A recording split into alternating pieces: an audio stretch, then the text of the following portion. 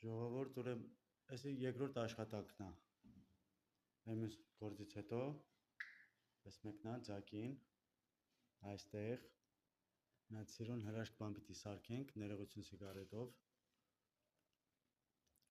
Տեսնենք ինչ կստացվի։ Այստեղ ներքևը քարեր էին, այդ քարերը հանեցինք,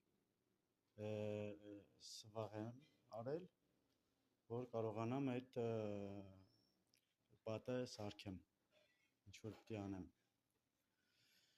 Մի քիչ էլ մեր ընկերների համար հունարեն Λοιπόν, το τζάκι εδώ θα φτιάξουμε λίγο, θα κάνουμε τεχνοτροπία.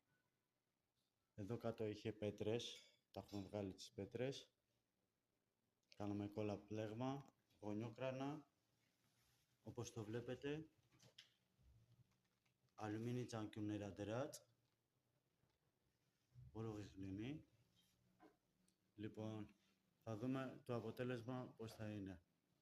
Ευχαριστώ.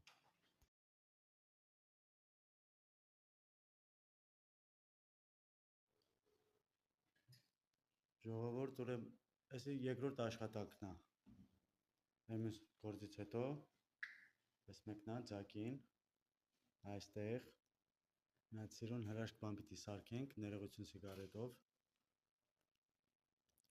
Տեսնենք ինչ կստացվի։ Այստեղ ներքևը քարեր էին, այդ քարերը հանեցինք, սվաղ եմ արել, որ կարողանամ այդ պատը սարքեմ, ինչ որ պիտի անեմ։ Մի քիչ էլ մեր ընկերների համար հունարեն Λοιπόν, το τζάκι εδώ θα φτιάξουμε λίγο, θα κάνουμε τεχνοτροπία. Εδώ κάτω είχε πέτρες, τα έχουμε βγάλει τις πέτρες. Κάνουμε κόλλα πλέγμα, γωνιόκρανα, όπως το βλέπετε. Αλουμίνι τσանկյուններ դրած,